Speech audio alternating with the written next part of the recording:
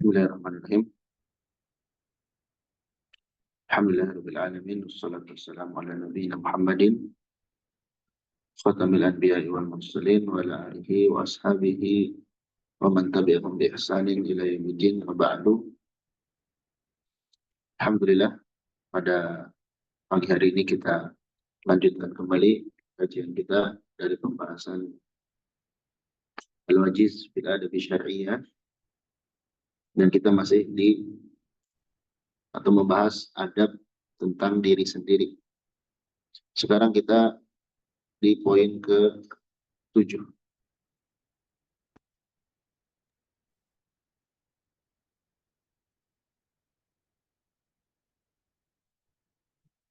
Poin ke-7,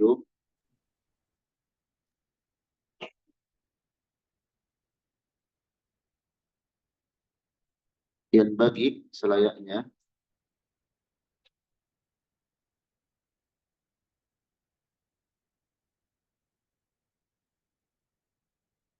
an yu'lama, diketahui,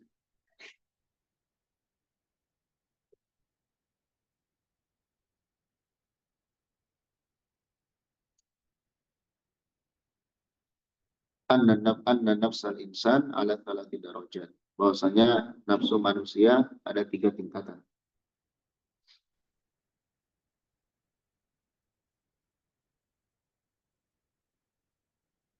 Qad tastaqirru, terkadang dia tetap, misalnya nanti terkadang dia terus baik. Fi ihdad darajat, pada salah satu tingkatan,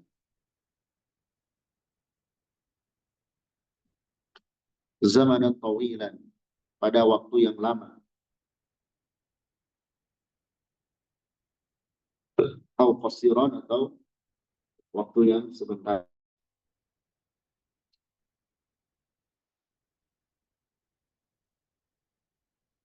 Waqad tatalawwanu, dan terkadang bervariasi,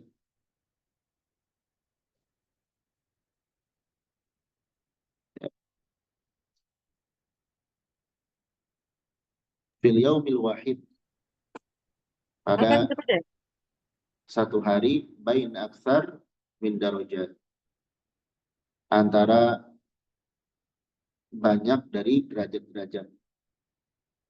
Maksudnya berubah-ubah dalam sehari itu, kadang baik, kadang buruk.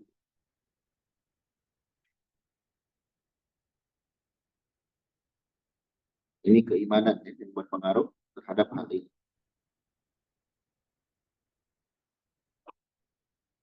Makanya kenapa di dalam Islam kita tidak boleh merendahkan orang lain walaupun dia terlihat misalkan orang yang suka berbuat salah, karena bisa jadi dia berubah dirinya. Dan juga kita tidak boleh berlebihan dulu kepada orang yang dianggap soleh, karena bisa juga dia berubah. Wabayanuha fi mayali, penjelasannya sebagai berikut. Penjelasan tentang tingkatan nafsu tersebut.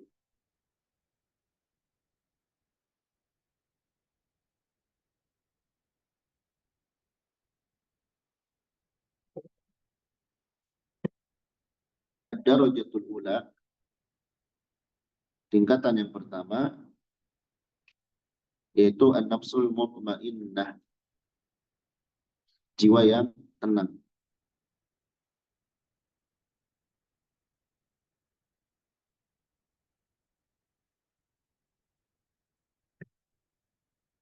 Disebutkan di dalam Al-Quran, ya ayyatuhan nafsu mutmainnah, yarji'i ila rabbiki radiyatan mardiyah.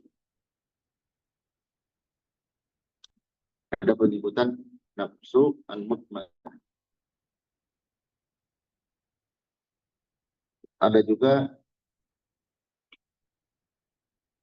disebutkan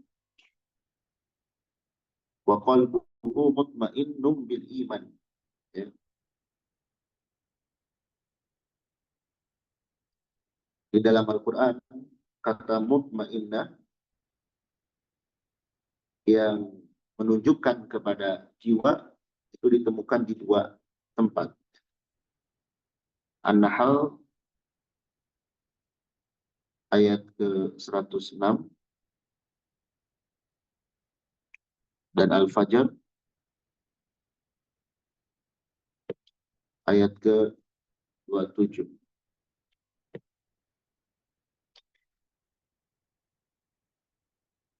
Yang menjadi sifat. Adapun menjadi kata kerja itu ditemukan di beberapa kata, di beberapa tempat. Seperti ala bidzikrillahi tatmainnul qulub.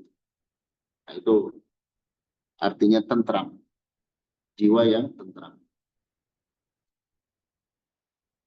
Tapi setidaknya di dua tempat ini disebutkan kata al-mutmain. Terkadang kata mutmain juga ini disematkan kepada kondisi sebuah kampung. Ya. Kondisi sebuah kampung yang aminatan mutmainnah, aman, damai, tentram. Juga disebutkan kata mutmain ini dalam atau untuk malaikat yang berjalan dengan tenang. Jadi makna mutmain ini artinya tentram, damai, tenang. Ya.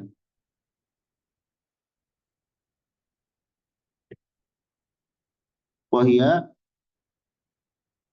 an-nafsul lati wasalat a'la darajatil kamal. Yaitu jiwa yang mencapai paling tinggi derajat kesempurnaan.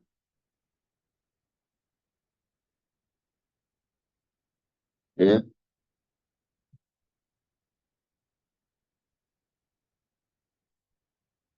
Derajat kesempurnaan. Bagaimana cirinya?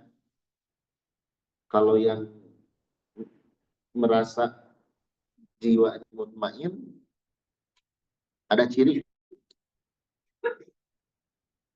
Tidak bisa sekedar mengaku saja. Tapi ada ciri. Apa cirinya?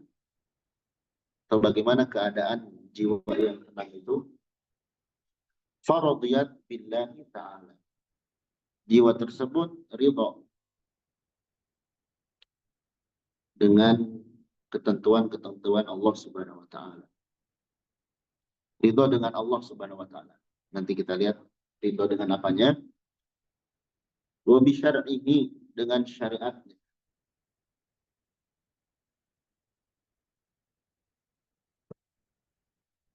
Ridho dengan Allah Subhanahu wa taala, kemudian ridho dengan syariatnya. Falam ta'tarid, maka dia tidak keberatan, tidak protes terhadapnya, tidak protes terhadap syariat Allah. Yang bertanya, ini kenapa seperti ini, kok seperti ini. Tidak, menerima. Rodiyat itu menerima dengan sukarela. Ridho. Menerima dengan sukarela. Warodiyat biqadaihi wa qadarihi. Dan jiwa tersebut ridho dengan qada dan qadar Allah, dengan ketentuan ketetapan Allah. Fasallamat lahu, maka dia pun tunduk.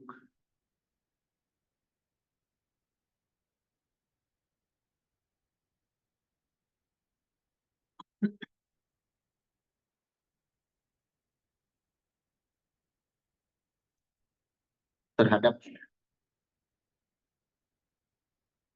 watma'annat dan tentram bifi'li ta'at dengan melakukan ketaatan. Ini berat loh. Hal ini tuh bukan hal mudah. Ridho dan syariat, ridho dengan takdir yang Allah berikan, ini berat, bukan hal yang mudah.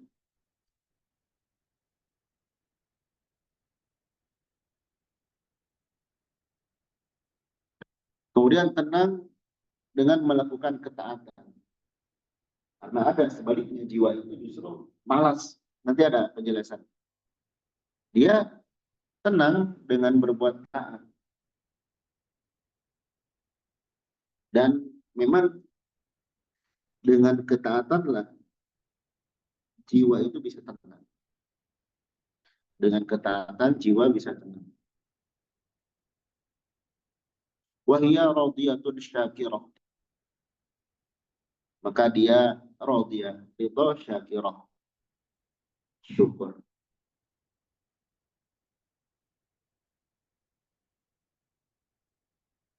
Jadi dengan melakukan ketaatan dia ridho, sukarela, bahkan bersyukur bisa melakukan ketaatan. Kenapa bersyukur bisa melakukan ketaatan? Karena nanti akan mendapatkan pahala di akhirat. Dia bersyukur Allah memberikannya kesempatan untuk taat di dunia ini. Karena nanti betapa berharganya nilai waktu ketika kita sudah berada di alam kubur. Nah, kondisi kita sekarang yang masih bisa melakukan ketaatan, sukarela lah dalam melaksanakannya dan syukuri atas kesempatan tersebut. Wa bitarkil munkarat wa hiya munqadah mustaslimah. Dan meninggalkan kemunkaran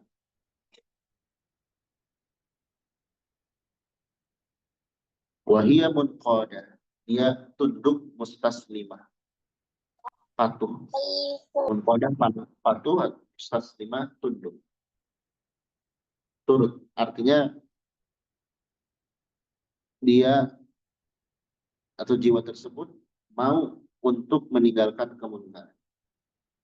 Walaupun misalkan kadang jiwa ingin melakukan itu, tapi dia tinggal.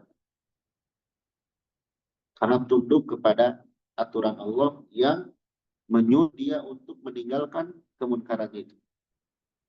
Allah kan menyuruh kita untuk meninggalkan kemunkaran. Nah, jiwa kita tuh tunduk dengan perintah Allah tersebut, perintah untuk menjauhi kemunkaran. Ini jiwa mutmain. Ya. Dan ini bisa didapatkan oleh setiap orang kalau dia berusaha ridho dengan syariat Allah, dengan takdir Allah, ridho melakukan taat, bersyukur, kemudian ridho dalam meninggalkan kemunkaran. Ad-darajat tsaniyah, derajat yang kedua, an-nafsul lawwamah, jiwa yang lawwamah, mencela. Ya. Ini dibawakan di surah Al-Qiyamah. Allah Subhanahu wa taala berfirman di dalam surah Al-Qiyamah di ayat kedua.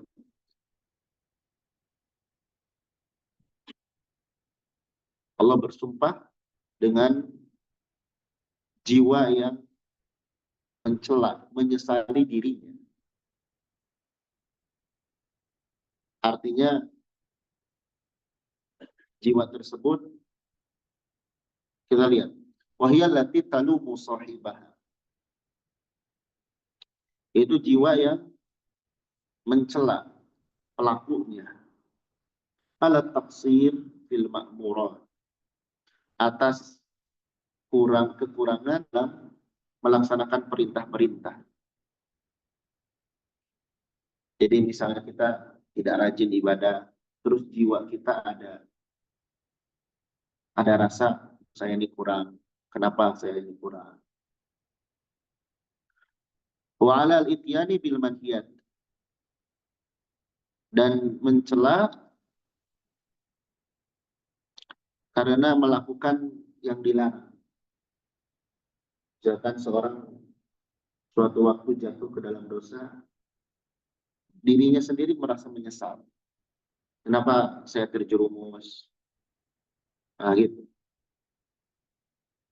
Karena ada nanti orang itu yang baik dia tidak taat atau ketika berbuat dosa, jiwanya justru senang. Itu jiwa yang jelek. Wa tuzayyinu lahu, dan jiwa tersebut menghiasi pelakunya fi'lal khairat, untuk melakukan kebaikan-kebaikan, wa tarkal munkarat, dan meninggalkan keburukan-keburukan.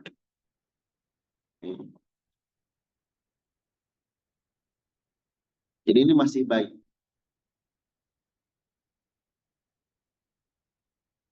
Ingin melakukan kebaikan dan meninggalkan keburukan. Kalau yang pertama, nah itu mah sudah melaksanakan.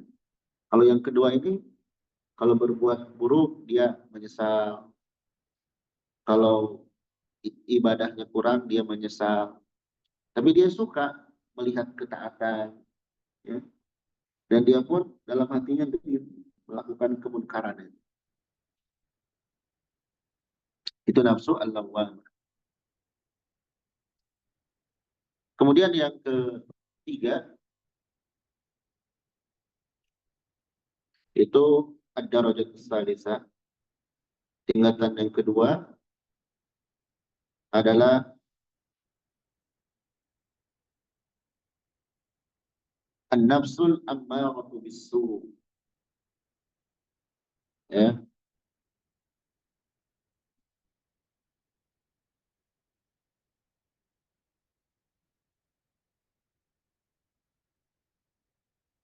jiwa yang menyuruh kepada keburukan.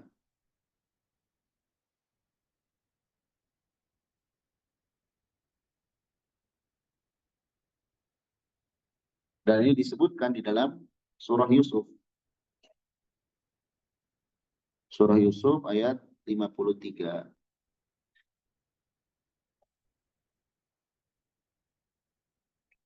Wa ma ubarri'u nafsi inna nafsa la'ammaratun bis-su' illa man rahima rabbi. Illa ma rahima rabbi. Jadi jiwa itu selalu menyuruh kepada keburukan. Wa hiya allati ta'muru sahibaha bis-su'. Yaitu jiwa yang menyuruh pelakunya, pemiliknya, bisu, untuk melakukan keburukan. Wa tuzayyinuhu lahu, dan nafsu tersebut memperindah keburukan tersebut kepadanya.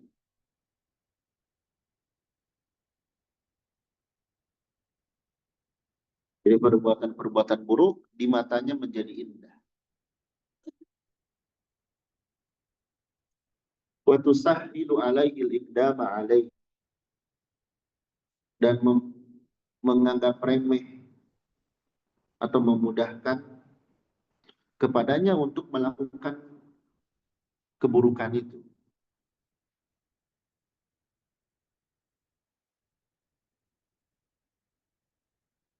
Wa tukarrihu lahu, dan membuat tidak suka kepadanya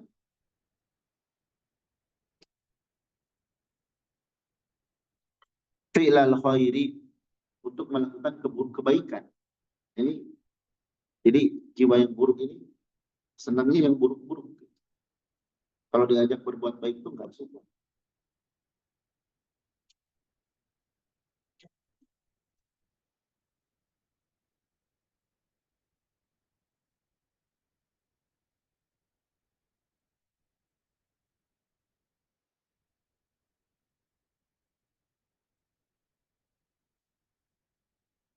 wa tanhahu anhu, bahkan jiwa tersebut melarangnya dari kebaikan itu. Lihat, benci kepada kebaikan, bahkan melarang untuk melakukan kebaikan. Ini kebalikan sekali dari yang pertama. Terus waktu sakiluhu alaih, dan nafsu tersebut membuatnya berat melakukan kebaikan, berat untuk ibadah.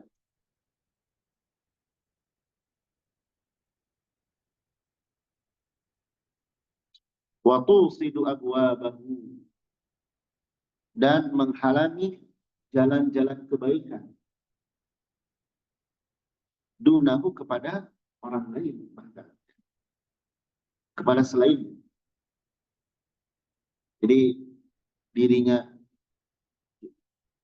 berat melakukan kebaikan, kadang menghalangi orang lain juga untuk melakukan kebaikan. Ya.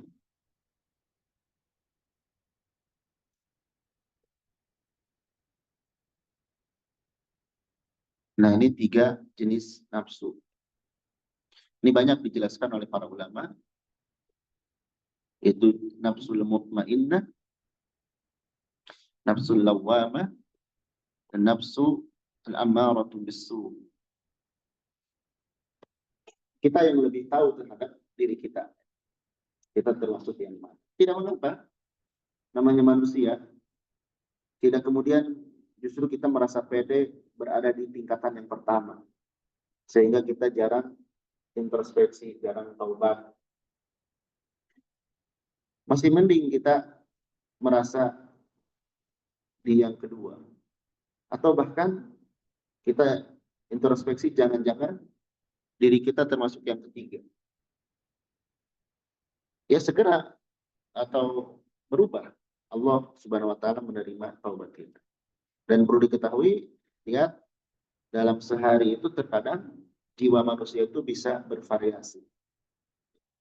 Makanya tidak boleh kita menjatuhkan vonis seumur hidup orang ini nggak baik atau yang orang ini baik. Kadang baik, kadang buruk.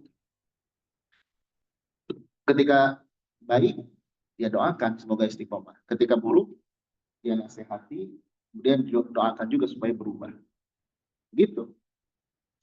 Ada sebagian kaum muslimin yang keliru dalam menyikapi hal ini. Bahkan mencaci maki orang yang berbuat salah. Itu nggak boleh, mencaci maki orang yang berbuat salah. Yang ada itu dinasihat, diingatkan. Maka faliyahri al-mu'minu. Hendaklah seorang mukmin itu sungguh-sungguh, serius.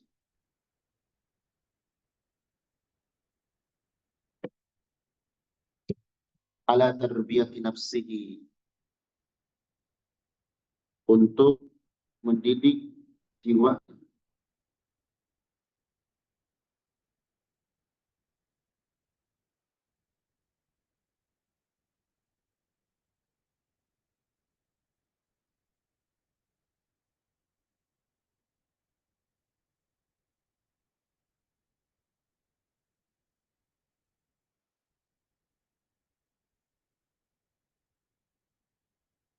Liyusilaha,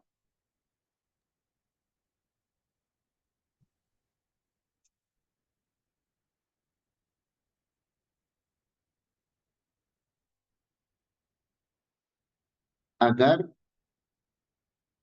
dia bisa menghantarkan jiwa tersebut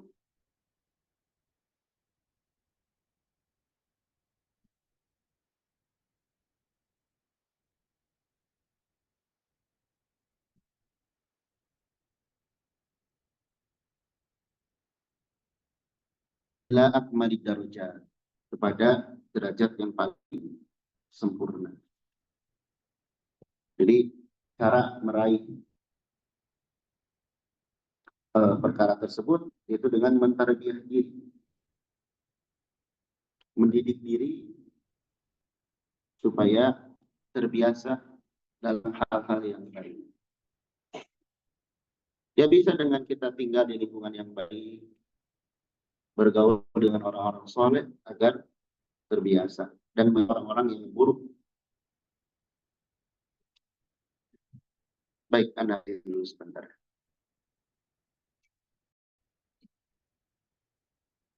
Sudah lanjutkan di poin yang ke-8. Alal muslim, wajib kepada seorang muslim an yarfuqa binafsihi, agar berlemah lembut kepada diri, agar mengasihani dirinya, wa yatajannaba, dan menjauhi irhaqaha,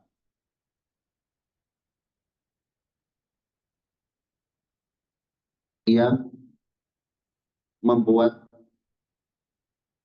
payah. Irhaq itu membuat capek, membebani, melebihi kemampuan, membuat payah, atau membebani di luar kemampuan.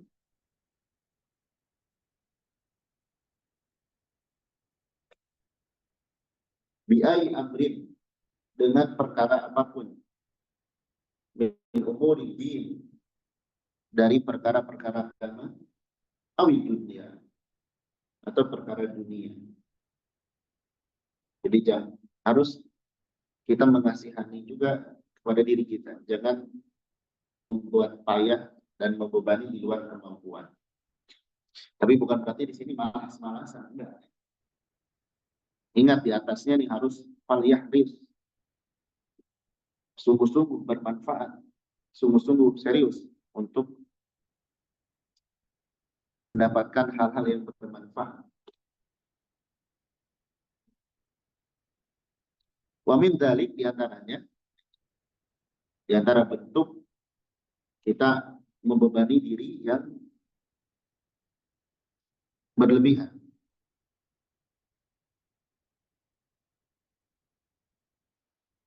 taklifuha ala tutiqu minal ibadah,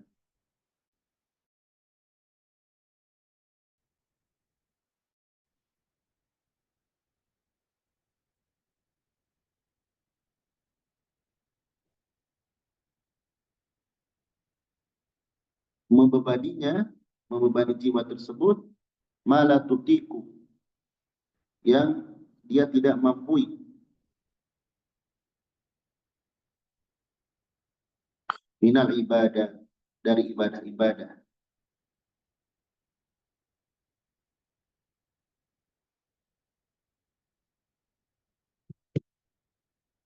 Jadi memaksakan diri untuk ibadah-ibadah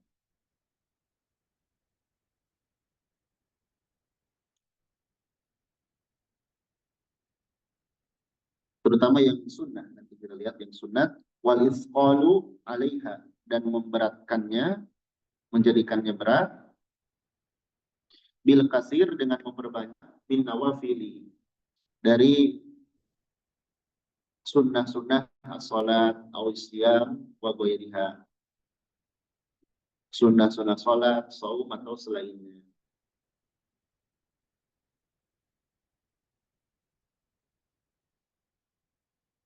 Misal orang yang punya penyakit tertentu, terus dia paksakan saum sunnah, kemudian dengan saum tersebut bisa berpengaruh kepada jiwa, ya, kepada penyakit. Jangankan saum sunnah, saum wajib juga, kalau dia payah, dia diperbolehkan untuk buka dan qadha. Bahkan jika sakitnya terus-terus dan tidak dimungkinkan sembuh, bisa diganti dengan fidyah. Tapi ingat, membebani di sini jangan dijadikan sebagai alasan untuk malas. Nah, padahal kuat misalkan fisik, lalu dia malas-malasan. Bukan. Setiap orang beda-beda fisik. Ada yang misalnya tadi kalau saum tuh dia tambah sakit, atau kalau misalkan bangun terlalu malam, dia mengalami hal-hal tertentu, ya. Karena pada asalnya yang pokok kita laksanakan dalam ibadah itu yang wajib. Itu aja fokus dulu. Kalau yang wajib sudah bisa istiqomah, kemudian tambah sedikit demi sedikit yang sunnah. Dan istiqomah di atas. Seperti misal,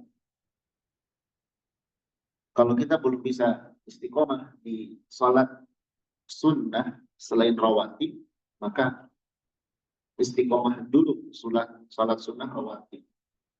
Terutama yang muakkadah. Kalau sudah bisa sholat sunnah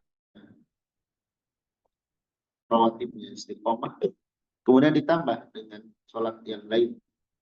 Sholat malam misalnya, mulai dari yang sedikit dulu, 2 rakaat, tambah witir, sampai kita bisa maksimal. Ya. Nanti setiap orang berbeda-beda. Ini tidak sama setiap orang. Dan tadi jangan dijadikan alasan untuk kemudian malas-malasan beribadah. Dengan alasan kita jangan buat diri kita payah. Padahal misalnya kalau dia jalan-jalan atau olahraga atau melakukan hal apapun kuat, tapi pas ibadah lemah, itu keliru. Ya. Tapi ada kadang orang yang dia untuk berjalan, untuk berdiri susah. Tapi dalam ibadah justru memaksakan. Ini ada baik, hal yang baik. Jadi kembali kepada person masing-masing. Kemudian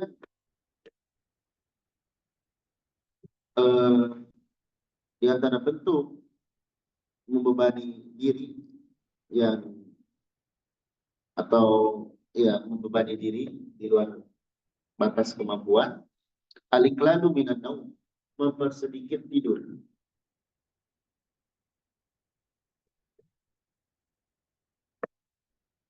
Bihaitsu yajhadu nafsahu,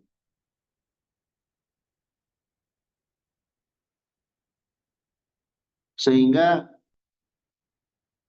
menyulitkan dirinya, membuat sulit dirinya, atau membuat capek.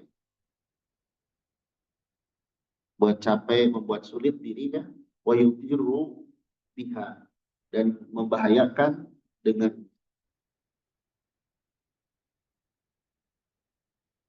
betul begadang malam untuk belajar itu terpuji, untuk ibadah terpuji. Tapi tetap ada waktunya. Ya. Ada Nabi Shallallahu Alaihi Wasallam, misalnya kenapa beliau bangun di sepertiga malam? Karena beliau sering kalau tidur itu pada Isya. Dan itu sudah waktu yang cukup. Taruhlah jam 8 misalnya. Kemudian bangun jam 2 atau jam 3 itu sudah banyak kita istirahat. Ya. Dan kalaupun larut malam sekali, jangan lupa di pagi hari atau di siang hari ada qailul. Asal jangan ba'da subuh langsung. Beri jeda dulu. Setelah syuruk misalkan, diambil istirahat beberapa menit, kemudian nanti di waktu siang dia qailulah, ya. Jadi jangan mempersedikit tidur. Jangan juga sering tidur, itu mengeraskan hati. Jadi tidur terus misalnya. Siang tidur, malam tidur, atau dibalik waktunya. Intinya masing-masing ada porsinya. Kita bisa merasakan respon tubuh kita. Kalau tidur sekian jam, yang kita rasakan misalkan pusing sekali, pusing berat, sehingga tidak mampu melaksanakan aktivitas yang lain. Kita tambah. Baik, ini membebani, jangan terlalu sedikit tidur. Kemudian yang ketiga, di antara bentuk membebani diri, nah ini lihat. Ini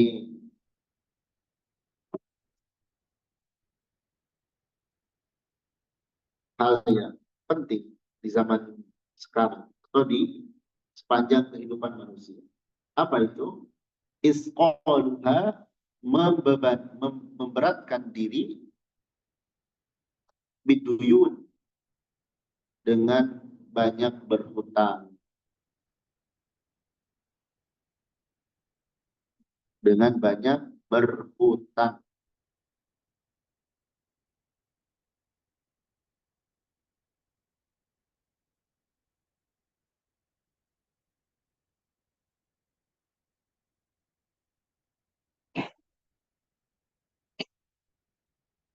Ya, hutang boleh. Ayat yang terpanjang di dalam Al-Quran tentang hutang. Ya. Tapi di dalam berhutang itu ada adab. Kenapa berhutang, terus jelas akadnya. Ya. Jadi jangan membebani diri dengan banyak berhutang. Nabi SAW menasihatkan kepada Aisyah seperti itu. Jangan engkau membuat diri kalian gak tenang dengan berhutang. Karena keumuman, kalau sudah berhutang itu, kadang manusia tuh ingkar janji, ngomong bohong. Ya.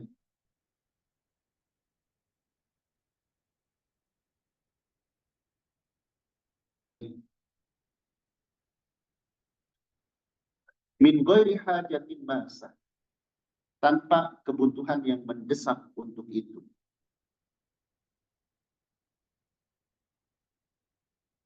Tanpa kebutuhan yang mendesak.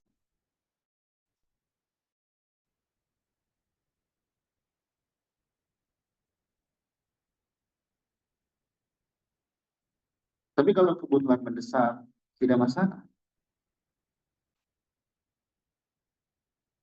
Dan lihat mendesak di sini karena apa?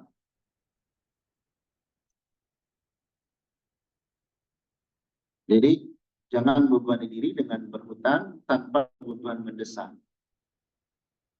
Bahkan bal di mujarradit tawassu. Bahkan untuk sekedar tawassul. Ya.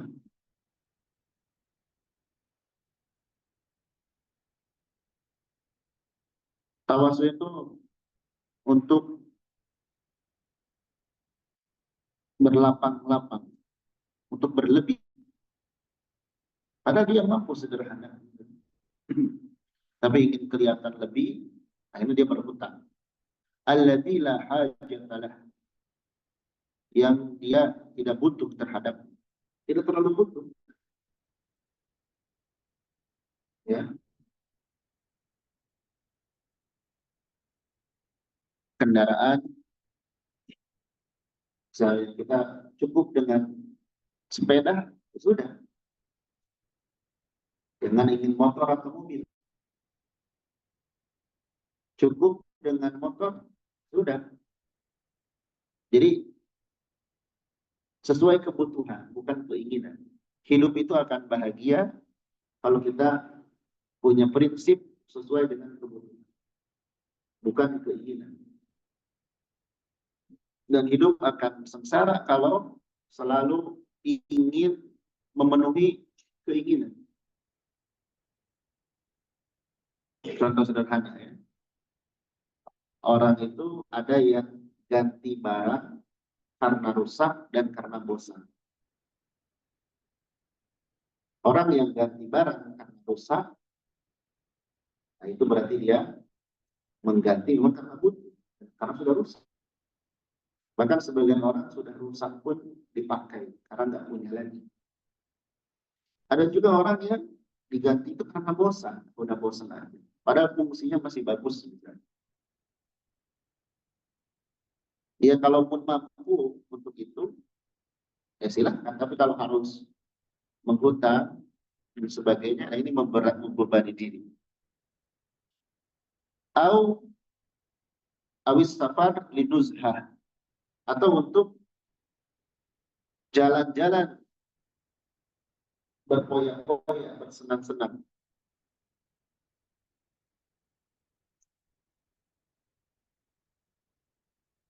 Ya,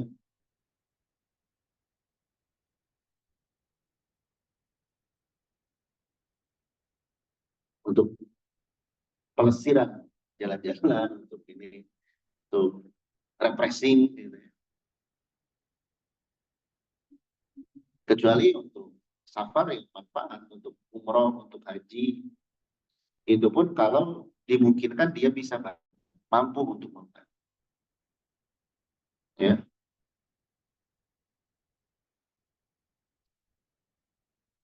Au dipujar radi dhokti zaujati wal aulad,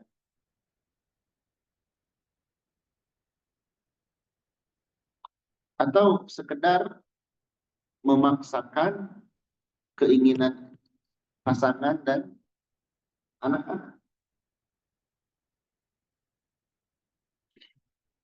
Makanya terutama seorang istri atau anak, karena di sini biasanya suami yang jadi andalan, diandalkan. Seorang istri jangan banyak permintaan kepada suami. Karena laki-laki itu, terutama laki-laki yang punya tanggung jawab, kalau istrinya sudah berucap ingin sesuatu, itu jadi pikiran sekali. Gimana agar terpenuhi. Apalagi istrinya ngancam-ngancam. Atau anak-anak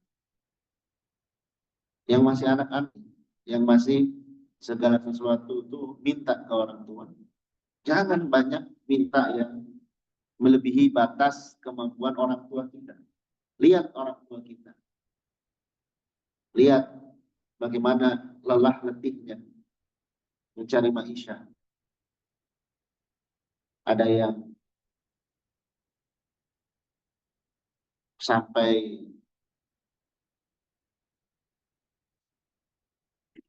kelelahan sekali. Karena nanti kalau seorang laki-laki itu banyak diminta oleh pasangannya atau oleh anaknya, dan dia merasa tidak mampu, akhirnya dia berhutang. Ya. Demi menyenangkan pasangan. Ma'al ajzi an sadadihi, ya, yang disertai dengan lemah atau enggak mampu an sadadihi,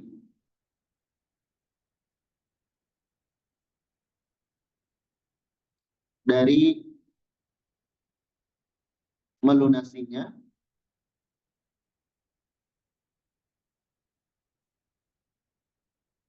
fi waktin qarib, pada waktu yang dekat. Ya.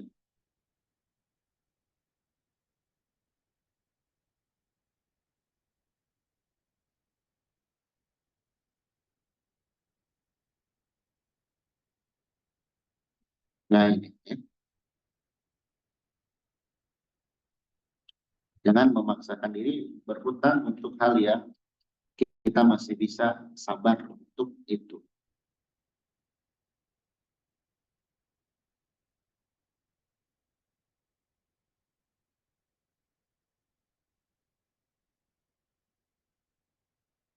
Karena hutang itu nanti jadi ciri karakter seorang itu baik atau tidak. Masalah uang ini menjadi di antara ciri orang ini amanah atau tidak.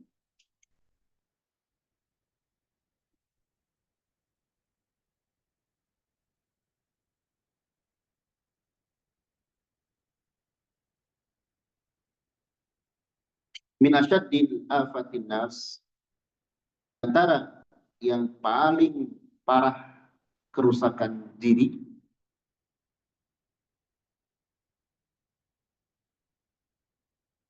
kerusakan diri yang paling parah,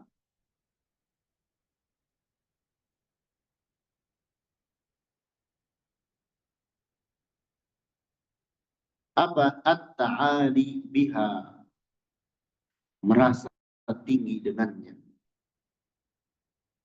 merasa punya kelebihan dari orang lain,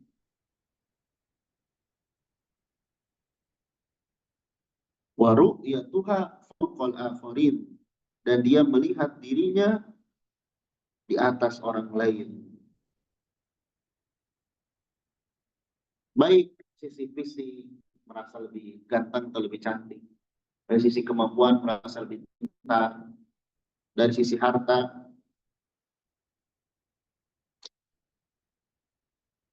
merasa lebih kaya. Ya. Nah, ini aja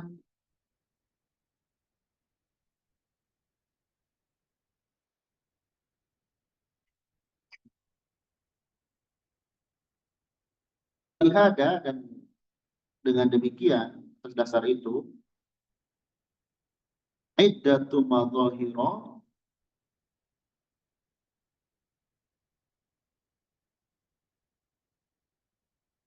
beberapa bentuk. Madhahir itu bentuk eh, sikap fisik, itu madhahir.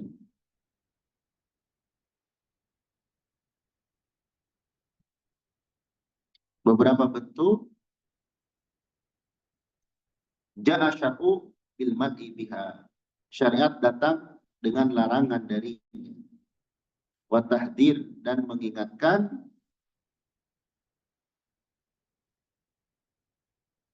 min minal minal inzilab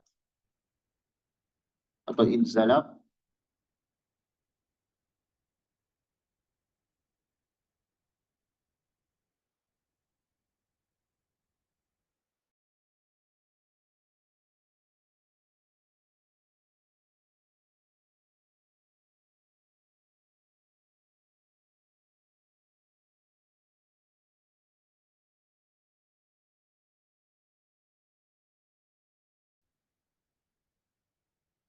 syariat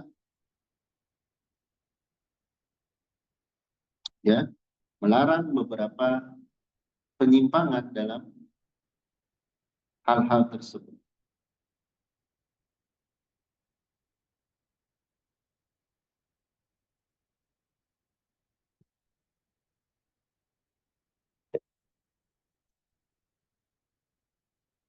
Nanti kita lihat ya, bentuk-bentuknya apa saja.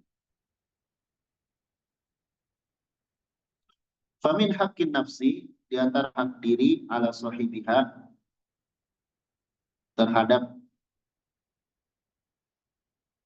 pelakunya, eh, jadi di atas disebutkan merasa lebih dari orang lain, melihat orang lain rendah, maka syariat melarang orang itu menampakkan hal-hal yang membuat dia merasa lebih dari orang lain, merasa lebih dari orang lain dalam hal-hal yang nampak pada diri, pamer dan lain sebagainya, karena hal tersebut khawatir muncul dalam dirinya lebih dari orang lain. Jadi di antara hak diri terhadap pemiliknya tajnibuha, menjauhkannya afatin nufus, dari hal-hal yang merusak diri,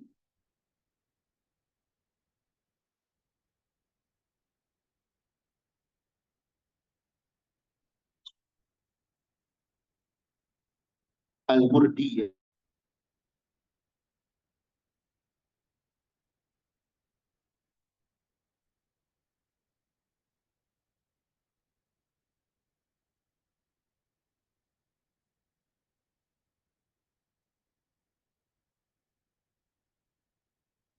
yang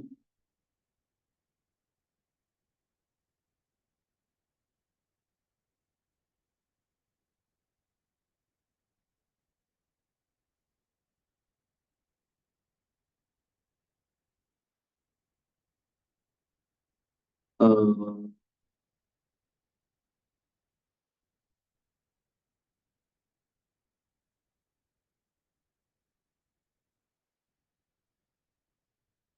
yang membinasakan.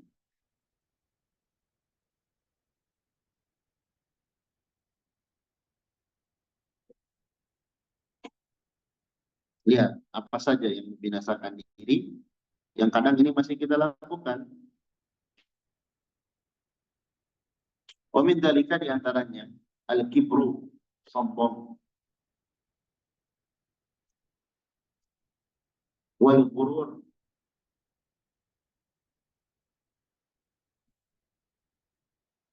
dan tertipu,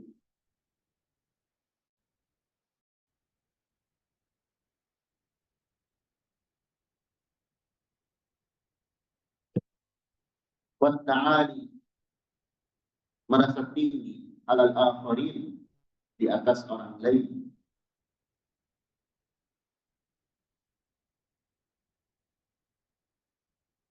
wa ihtiqaruhum, merendahkan mereka,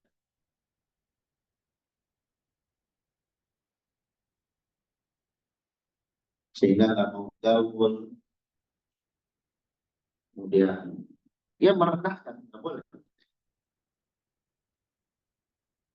ngomong nadanya lebih tinggi, kalau ngasih sesuatu dilempar, dan banyak bentuk-bentuk perendahan yang lain.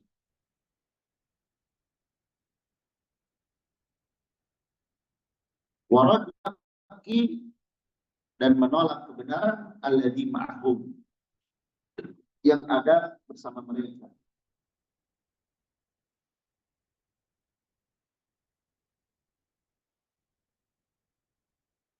Karena merasa diri lebih tinggi, ketika dinasehati oleh yang dianggap rendah, padahal itu hal yang benar, dia tidak terima.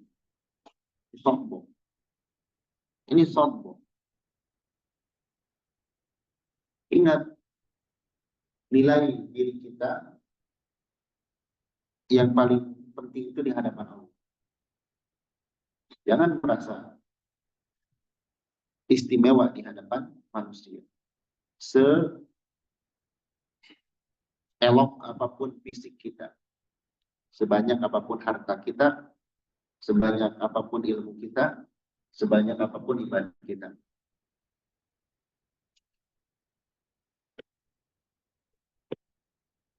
Kemudian yang kedua, al-ujubu wa ru'yatun nafs. Terpukau, wa ru'yatun nafs, dan melihat diri itu paling segalanya. Ini membinasakan. Ujub ini membinasakan.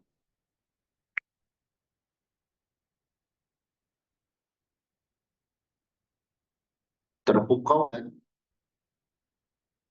kelebihan diri, baik dalam fisik dan ilmu. Makanya ada hadis, innallaha la yanzuru ila suwarikum wala ila amwalikum wala ila samikum walakin yanzuru ila qulubikum wa amalikum. Allah tidak melihat fisik, melihat harta, tapi Allah melihat hati dan amal. Dan dinilai di hadapan Allah. Dan dinilai itu hatinya dan amalannya.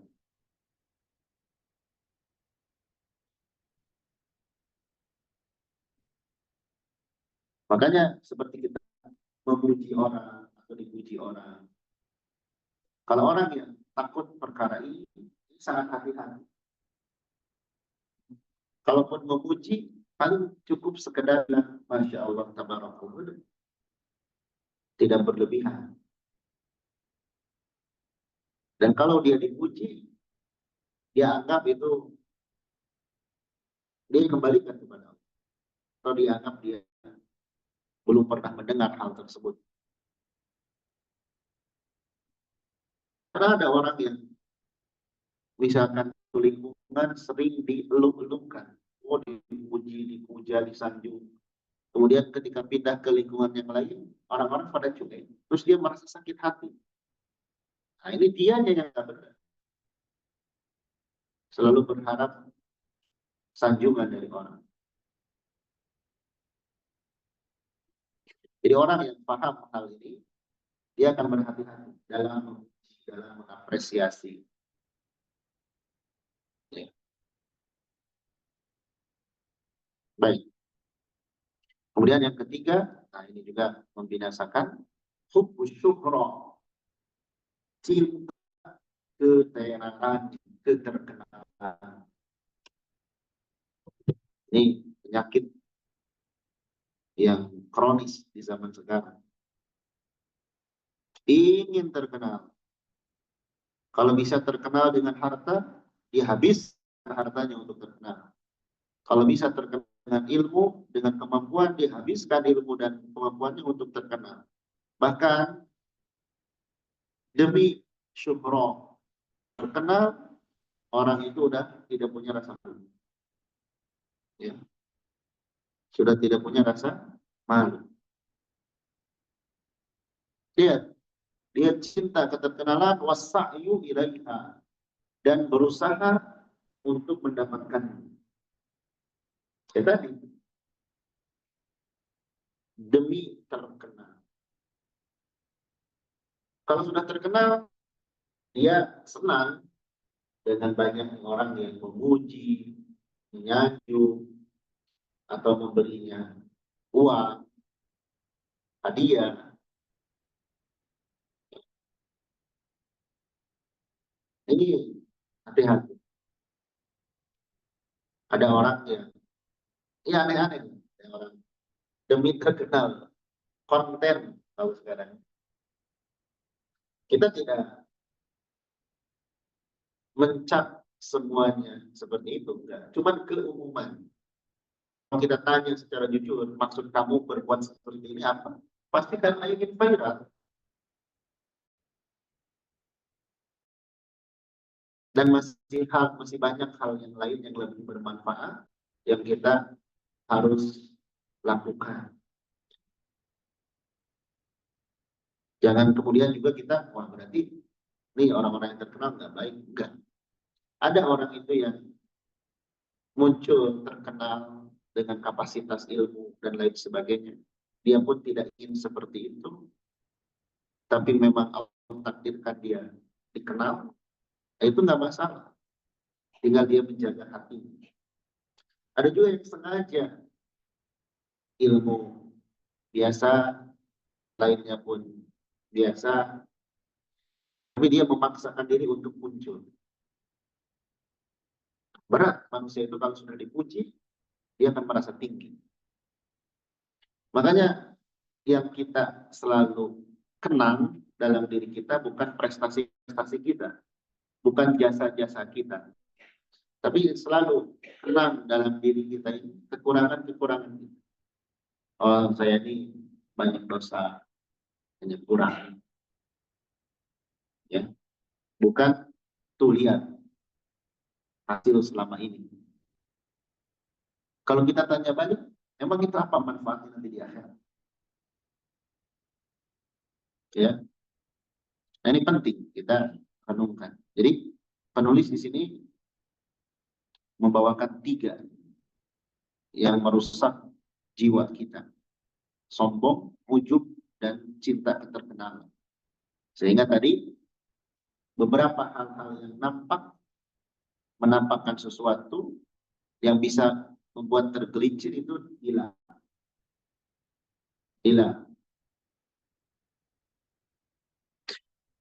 Baik, itu yang barangkali yang bisa kita bahas pagi hari ini. Kurang lebihnya mohon maaf. Semoga bermanfaat bagi semuanya dan bisa kita amalkan, terapkan dalam kehidupan sehari-hari. Demikian, kurang lebihnya mohon maaf. Subhanallah wa bihamdik. Asyhadu an la ilaha illa anta, astaghfiruka wa atubu ilaik.